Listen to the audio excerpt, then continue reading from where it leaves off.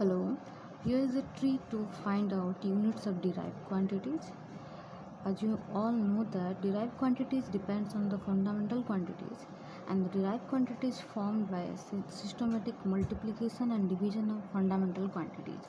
Find out units of derived quantity. First of all, we have to know the formula of derived quantities. Let us take the unit of velocity. Velocity equals to displacement by time. Displacement, here the displacement is the fundamental quantity, also time is also a fundamental quantity, so no need of to convert this quantity into fundamental quantity. Leave it like this. Now the SI unit of velocity is, for displacement you can take meter as the SI unit, and for time take second as the SI unit. So the SI unit of velocity is meter per second. This can be written as this also. If you have to find out CGS unit of velocity, then just convert the meter into centimeter, as in CGS system length is taken in cm or centimeter, and time is taken in second. So the CGS unit of velocity is centimeter per second. Let us take another example. Force has a formula that is mass into acceleration. Here mass is a fundamental quantity, whereas acceleration is a derived quantity. So we have to convert acceleration into its fundamental quantity. Leave the mass as it is, but convert the acceleration into its fundamental quantity. Acceleration, that is velocity by time. Again mass, velocity, this one is also a derived quantity, so convert this into fundamental quantity. So here we have force is equal to mass into velocity, that is converted into displacement by time, and time that is divided here. Now the force is equal to mass into displacement by time square.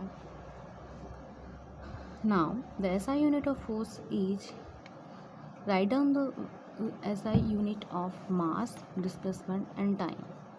SI unit of mass is kg, displacement is meter, and time is second. So the SI unit of force is kg meter second minus 2. If we convert the SI unit into CGS unit, just convert mass, or just convert kg into gram, meter into centimeter, and second, that will remain as it is, because in CGS system second is taken in as second also. Like this you can find out all units of derived quantities using this trick. Just remember the formula of that derived quantity, then convert all the derived quantities into its fundamental quantity, then apply units of fundamental quantity and write out the final formula. The appropriate unit of force is Newton, which is generally used, and the CGS unit is dyne. You can write gram, centimeter, second minus 2, or dyne. Another example, work. If you have to find the unit of work, then first write down the formula, that is work is equal to force into displacement. Since displacement is a fundamental quantity, no change in that, but force is a derived quantity, so change that into fundamental quantity. Now the force is converted into fundamental quantity, here it is, and after that you have to write the SI unit of all these fundamental quantities. Mass, that is kg, displacement, here the displacement has a power 2, so meter has a power 2, time has a power 2, so second has a power 2. So the final SI unit of work is kg meter square second minus 2, or it is called as joule also.